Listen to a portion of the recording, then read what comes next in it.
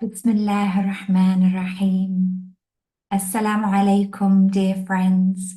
Welcome to this Sunday Sohbah. Kabir Dede and Camille Anna send their love and best wishes to us all. Let us begin with Al-Fatiha. Bismillah ar-Rahman ar-Rahim. الحمد لله رب العالمين الرحمن الرحيم مالك يوم الدين إياك نعبد وإياك نستعين اهدنا الصراط المستقيم صراط الذين أنعمت عليهم غير المغضوب عليهم ولا الضالين آمين.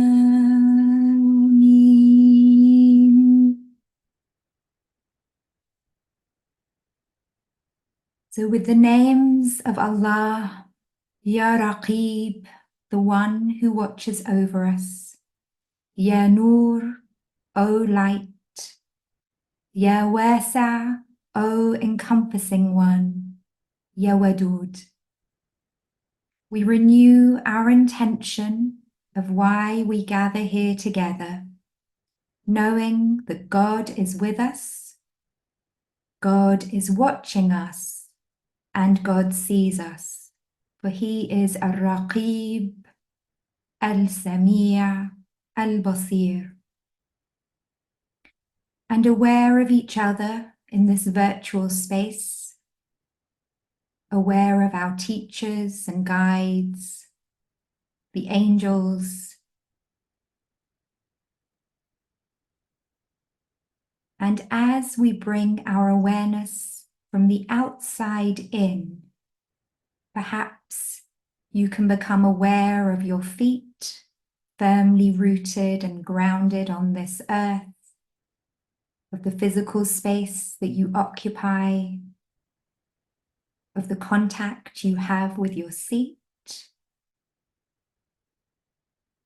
and just taking a moment to be present with the physical body, aware of the heart space, aware of our mental space, and allowing ourselves this time to relax, to be with the breath, and to enter into this silent zikr and muraqabah together. And as we journey inwards into the deepest parts of our hearts, we become aware of this life-giving, sustaining breath, this gift from our Rabb, that we are breathed and nourished through this breath. And the intention that we bring to this breath brings healing and gratitude. And to support the silence and to bring light into our hearts, we use the zikr of La ilaha illallah.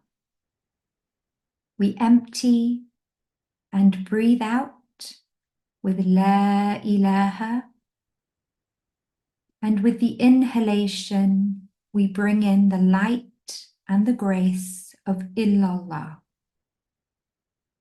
So not changing the breath, but simply being aware of being breathed and of the blessings and the gift of these divine names as we say La ilaha illallah. And so silently following the breath,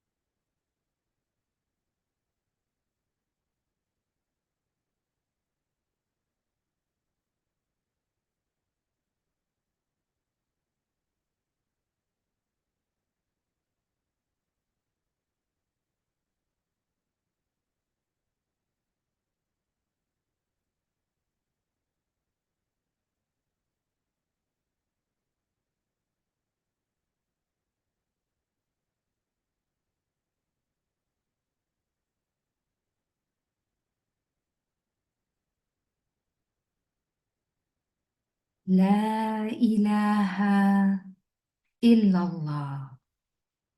As we open our eyes, let us keep the attention on our breath and the remembrance in our hearts.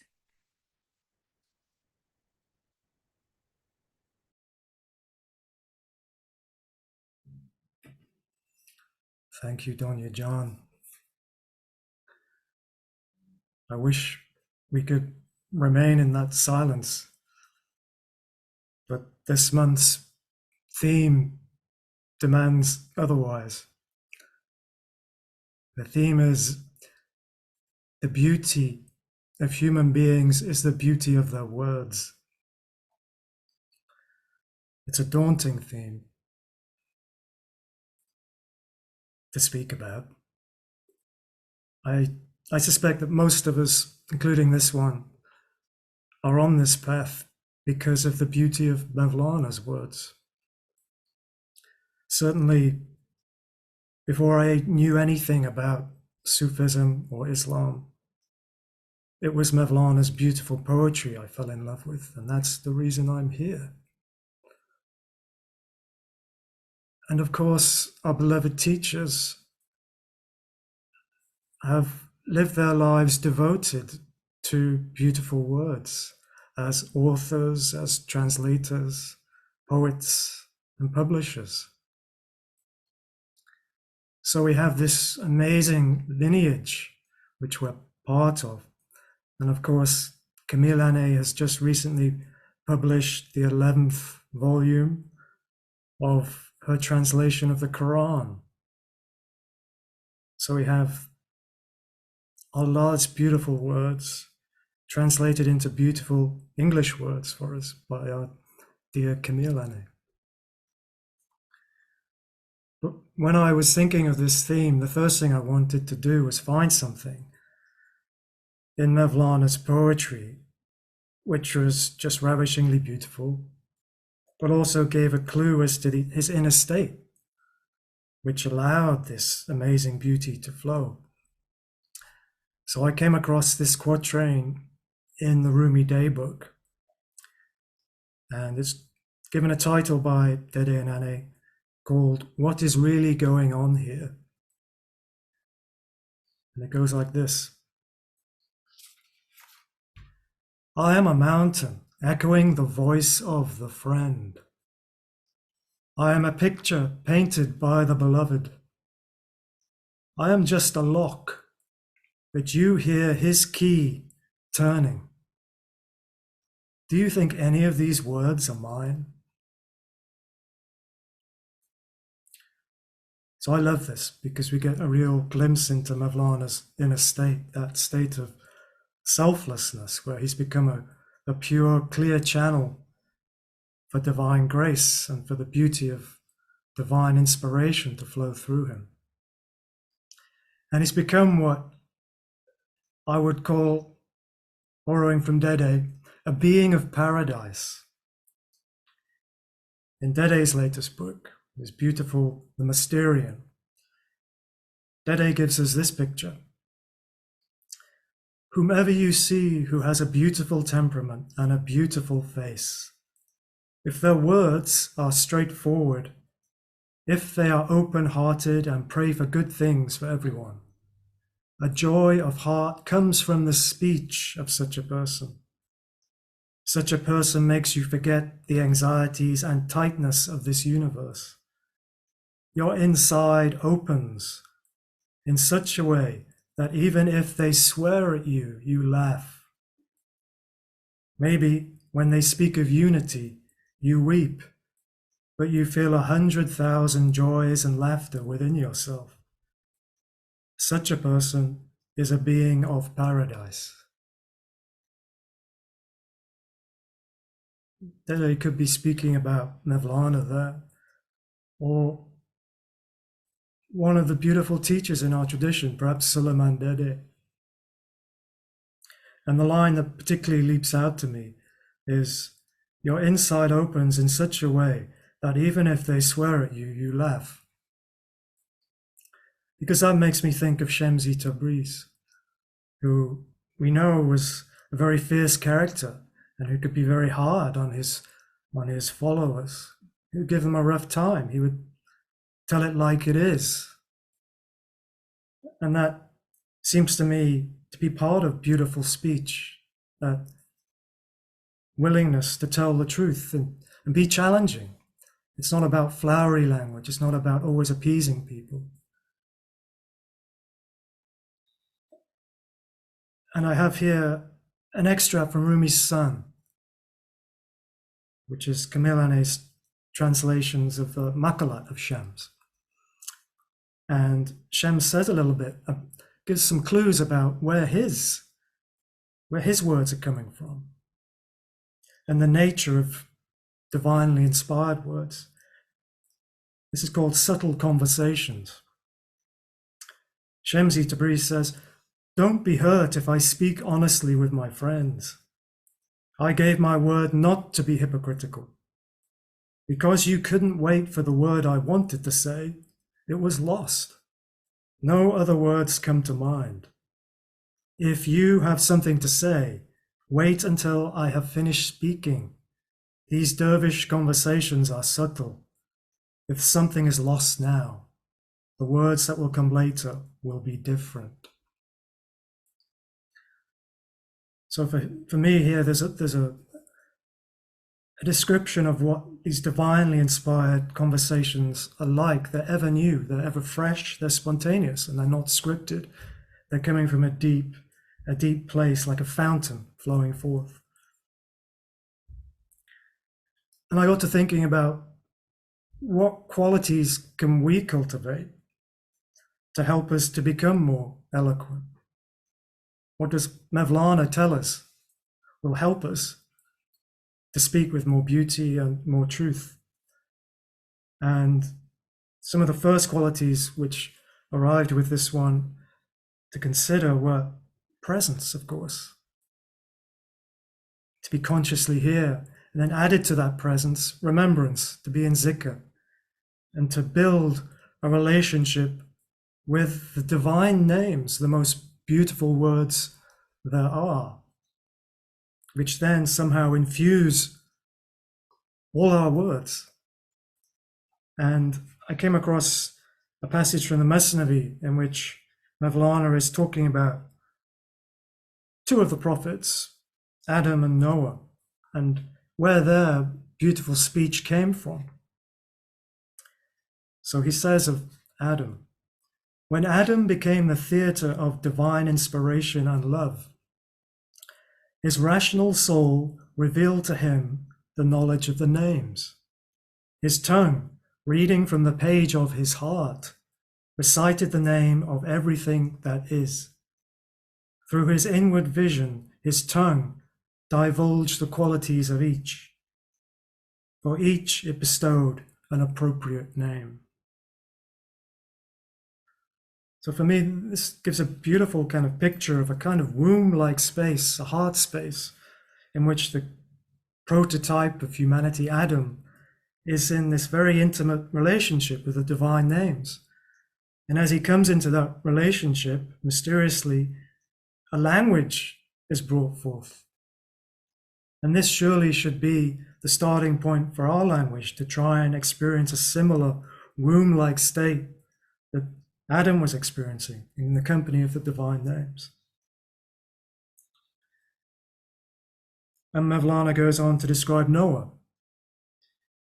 900 years Noah walked in the straight way, and every day he preached a new sermon. His ruby lip drew its eloquence from the precious jewel that is within the hearts of prophets. He had not learned to preach from poring over commentaries.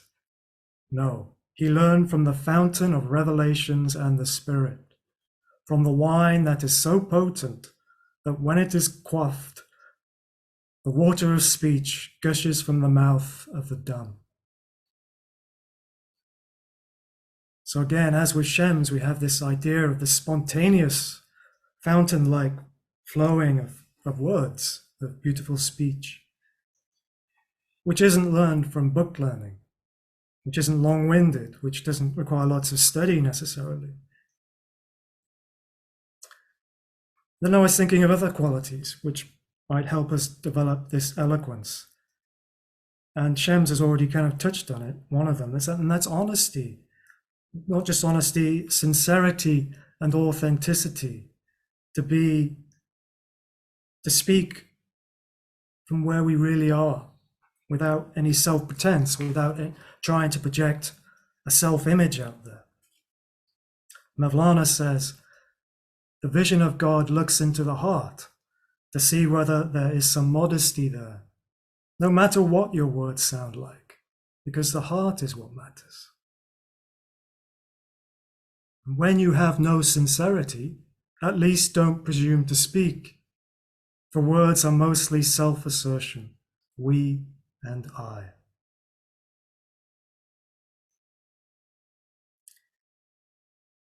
And then I came across this quite surprising quality which Mevlana recommends us to cultivate in order to speak more beautifully, and that's self-control. Mevlana says, if you wish to speak words sweet as sugar, control your body's desires. Don't run after this world. Children beg for candy. The intelligent desire self-control. And it just struck me how at odds this is with perhaps secular modern mentality, which would never dream of making that connection between a virtuous life, between a certain self-control and the ability to be articulate. And another aspect of beautiful speech, which seems important to this one, is clarity and precision of language. I know that Dede has often spoken that he believes that part of his calling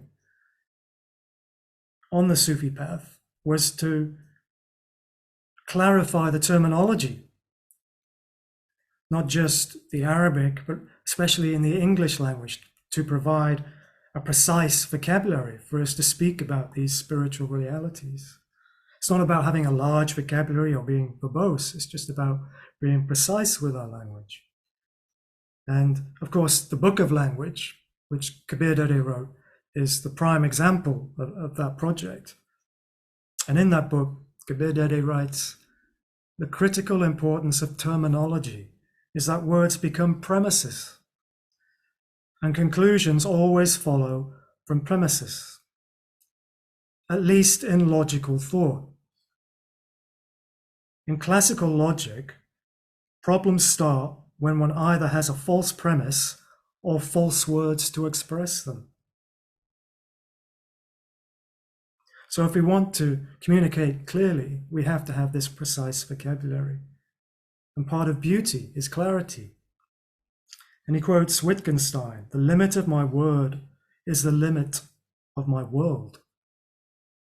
So what an amazing, beautiful service Dede and Ane have given to us on this path to provide this vocabulary for us, so we can even begin to talk about these things, because in a way they don't really become realities that we can practice until we have a language for them.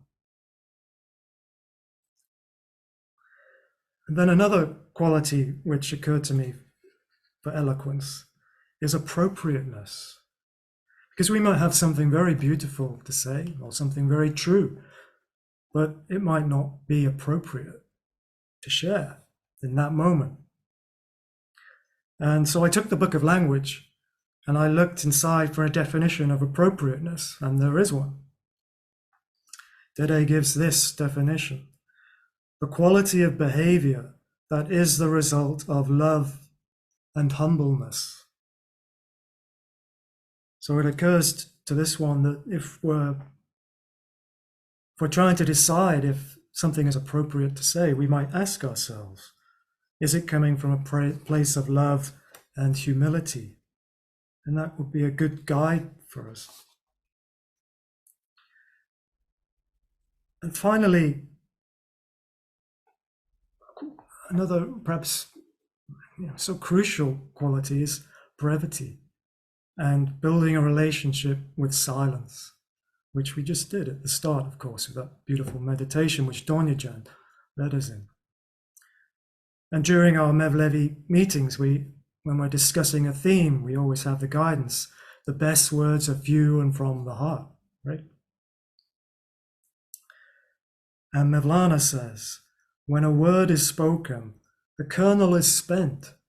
Stop spending, so that the ripening kernel might remain within you. Someone who speaks little has strong thoughts. So that ability to be concise and brief and not ramble seems to me to be part of beautiful speech. And also having that essential relationship with silence where we can make that connection to the origin so that our words can then become original in both senses of the word. Original in the sense that they are fresh and new, but also original in the sense that they spring from the origin. And finally, I'd just like to share a prayer from Camillane's first book of poetry, Words from the East, which I really recommend everyone goes back and reads again. It's so beautiful. But this is the prayer that Camillane gives us in that book. Oh God, give me the gift of speech in your name. Help me to read your words on the tablet of creation. Help me to translate vision into sound and intimate true feelings through the vehicle of voice. Give me access to right insight that I may offer your bread to those who are hungry. So it seems to me we can make this supplication to God. We shouldn't be afraid of asking Allah to make us eloquent, especially if it's coming from that place of service, the desire to offer bread to the hungry, as Camillane wishes. Evallah. I'll hand over to Donia now.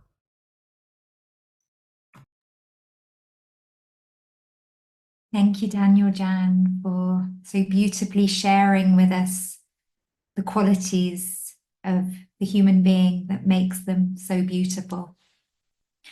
As this one was reflecting on the theme, this one turned to the Qur'an to look into the two words that are used to refer to words or speech. And one of the words is kalimat, which means to speak, to express words, an agreement. And the other word is qawl. And the root of the word qawl is qaf, waw, lam.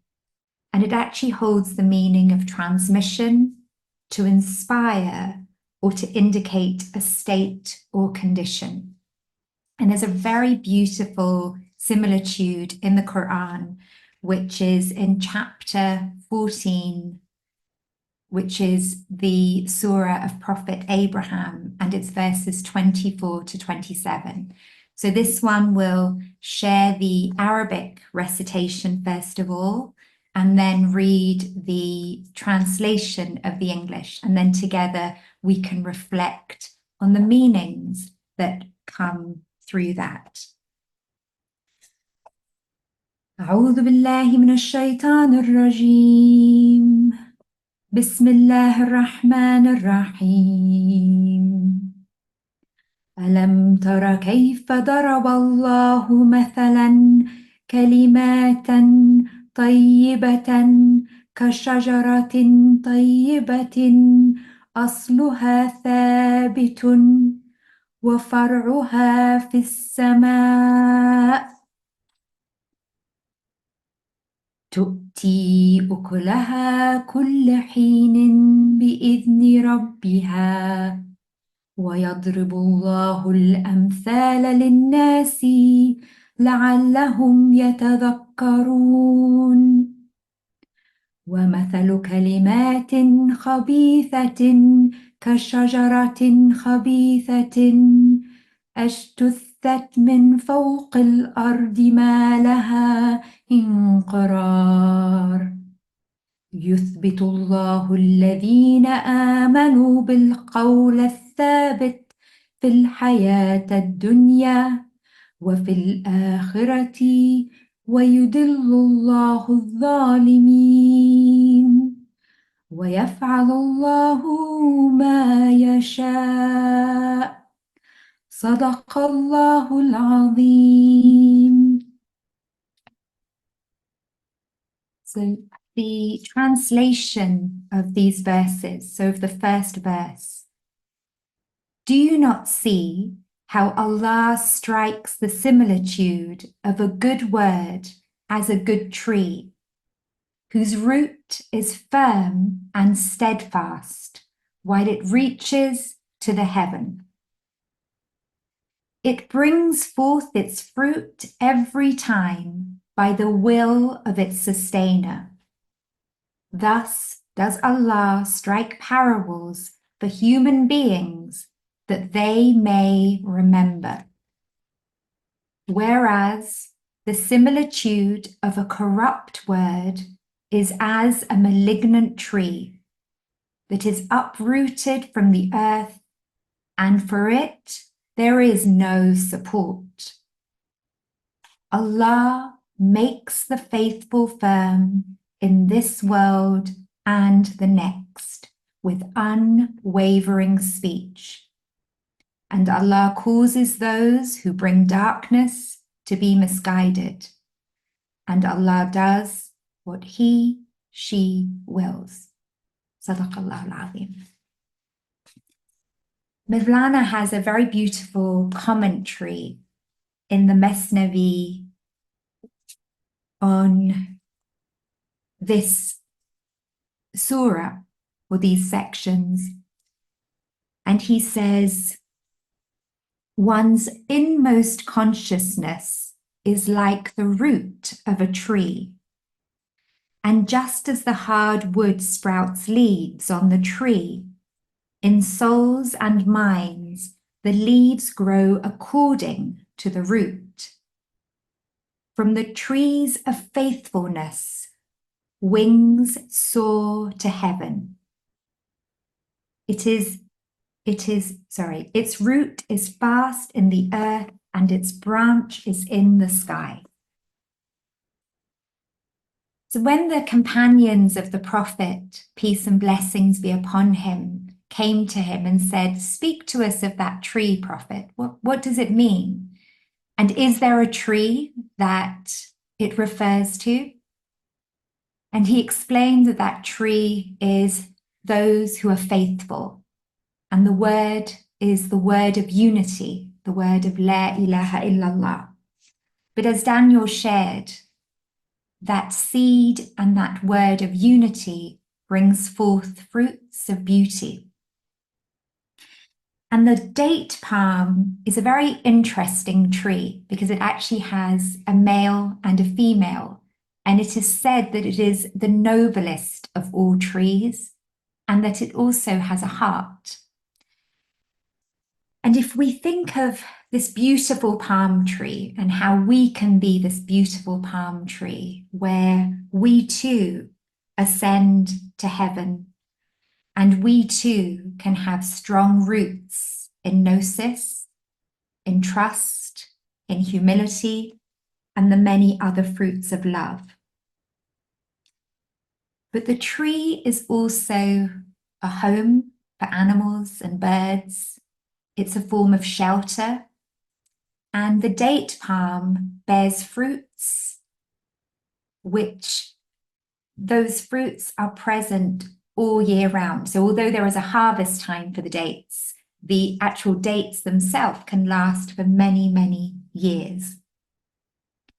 And if we think of the alchemical process that happens with a tree, it's able to take in the carbon dioxide and it's able to give the life-giving oxygen. And it is with the permission of the divine and divine grace that this tree becomes beneficial, beautiful, and blessed. And when our roots are firm, when the storms of life come by, and we know that life is always going to have its turbulations, its challenges, its difficulty. We witness so much of that at the moment. But when the storms of life come by, the firmness of the roots will hold that tree in place. And although it may bend and move, and what's really quite fascinating about palm trees, when I was in Medina during lockdown, I had the opportunity to befriend this community of trees. You know, the Prophet, peace and blessings be upon him, refers to them as a community just like us. And when it's very windy and you have these sandstorms, you can sort of witness the flexibility that these trees have. You know, they're able to bend in the wind and not break. You often see them sort of in tropical countries where there are great winds that come by. But of course, contrary to that would be the evil word.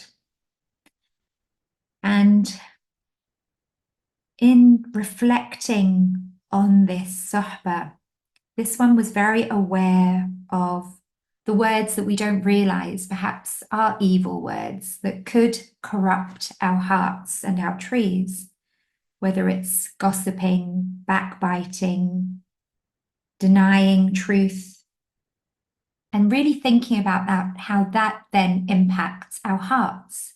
How does that impact our roots and therefore the leaves and the fruits that it would bear? And therefore, when the storms of life come about, that tree is no longer able to remain upright. And it's the fortunate human beings, as Daniel shared, the saints, the prophets, but also these are reminders for us to embody these qualities, for us to be a palm grove together, or perhaps a great forest together. And it is the fortunate ones who can be tree-like, and the ones that have no self-pride and who attribute any goodness to the goodness and the divine will of Allah. There are two other verses that this one wanted to share with you too. And the first is guidance with regards to how to speak and how to engage in discourse. And this is from chapter 16, the B, and the verse is 125. Bismillah. Invite to the way of your Lord with wisdom and beautiful urging, and discuss with them in the best and most gracious manner. So that's important as we consider, how do we engage with others? How do we share conflicts in a way that is still gracious, that is still grounded in wisdom? And of course, Allah is a Sami' al-Basir. He is aware of what is hidden within our breasts and what we speak out loud as well. And this was some guidance, not only to be careful of what we say to others, but the words we use against ourselves, the words that we think of that are deep in our hearts, and how those words too can be transformed, and that same alchemical process can take place, as we did with the silent zikr today of La ilaha illallah. So this is from chapter 64, and the chapter is Al-Taghabun, and their verses 3 to 4. Bismillah. He has created the heavens and earth in accordance with truth, and has shaped you and made your shapes beautiful. And with him is your journey's end. He knows what is in the heavens and the earth. He knows what you conceal and what you reveal. Yes, God knows well the secrets of hearts. there was a companion of the Prophet, and some children came to her and they said to her, please describe to us, what was the Prophet like? What did he look like? And she said, had you seen him, you would exclaim that the sun is rising. His beauty and noble countenance was so striking that it gave light to everything else. His light gave light. It gave meaning and gave vision to the eyes. So just as those beautiful palm trees are beautiful to look upon, and how they bring in from the light and share the fruits. The Prophet's daughter, Lady Fatima, may God preserve her secret, was called the Resplendent One because of her luminous face and the way she seemed to just radiate light. Her fine manners and gentle speech were part of her lovely and endearing personality. She was especially kind to the poor, and she would often give away her food to those in need, and she herself would remain hungry. And she had no craving for the ornaments of this world, nor for the luxury and comforts of life. So again, we're being guided with what those qualities are, and if we are to be that good tree, how we too can be charitable, how we too can be giving. And the Prophet, peace and blessings be upon him, was also an example of a beautifully creative person, because his actions unfolded with beauty and strength in response to his sincerity and his connection with Allah. And each of us has the capacity to mirror these qualities and to bring into greater manifestation the beauty of the divine. When we're in zikr together, or when we're in zikr and remembrance on our own, that light that enters our hearts will first remove any of the darkness, and then there will be light, and then there is light upon light, nur ala nur. And just to end the beautiful hadith Qudsi, it is said that God is beautiful and loves beauty. So may we be beautiful oaks or palm trees or olive groves that bear the fruits of love and beauty. Thank you.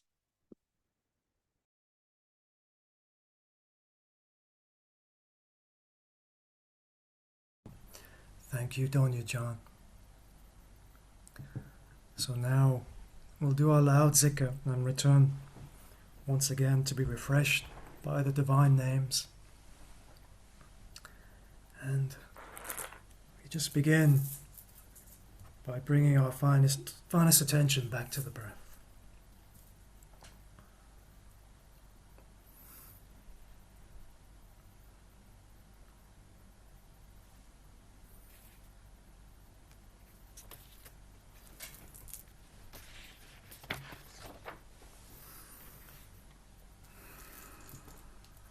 Bismillah. We ask forgiveness as long as we are in this world for our mistakes and sins. Our fundamental sin is separation from God. We focus on God's infinite forgiveness of our human shortcomings, and we allow ourselves to be forgiven. And may we be forgiving.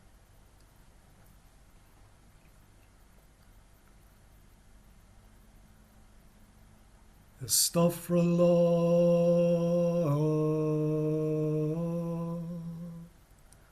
Astaghfirullah, Astaghfirullah,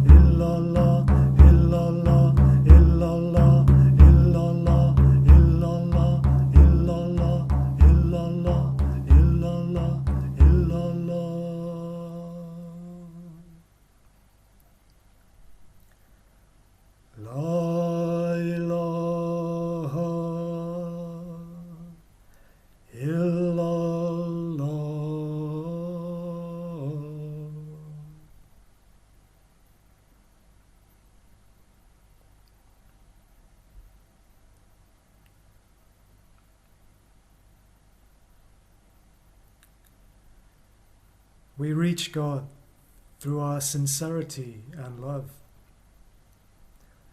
That which calls to God is God's own call being felt in us.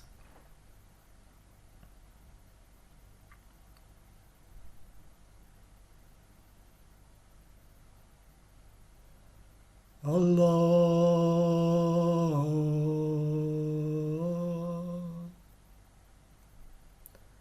Allah,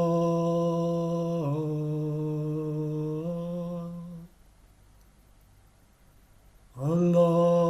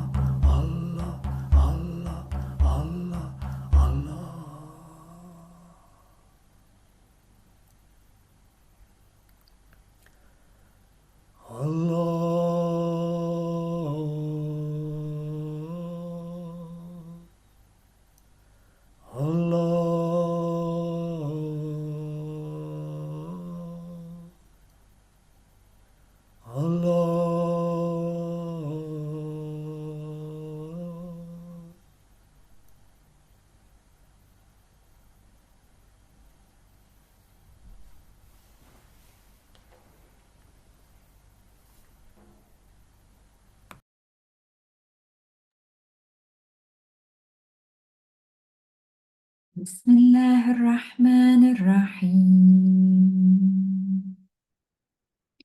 لو أنزلنا هذا القرآن على جبل لرأيته خاشعا متصدعا من خشية الله.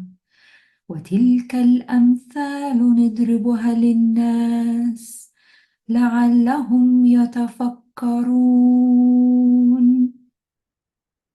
هو الله الذي لا إله إلا هو عالم الغيب والشهادة هو الرحمن الرحيم.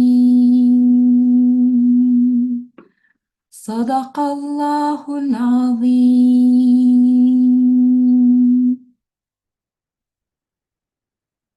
We give thanks for the light under which we gather,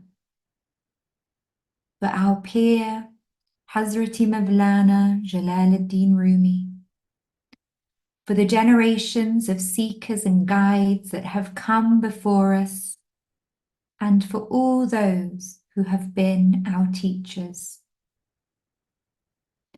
We pray for the health and well-being of everyone in this circle, our families, our children, our children's children, our friends, our communities, and all those in this world and all those who are suffering. May Almighty God make our intention and our awareness sound and bring us into readiness to the center of true beginning. And may the light of this circle be received wherever it is needed. By the breath of Mevlana, the secret of Hazrati Shams of Tabriz, the nobility of Imam Ali, and the blessings of Muhammad Mustafa and all prophets, let us say who.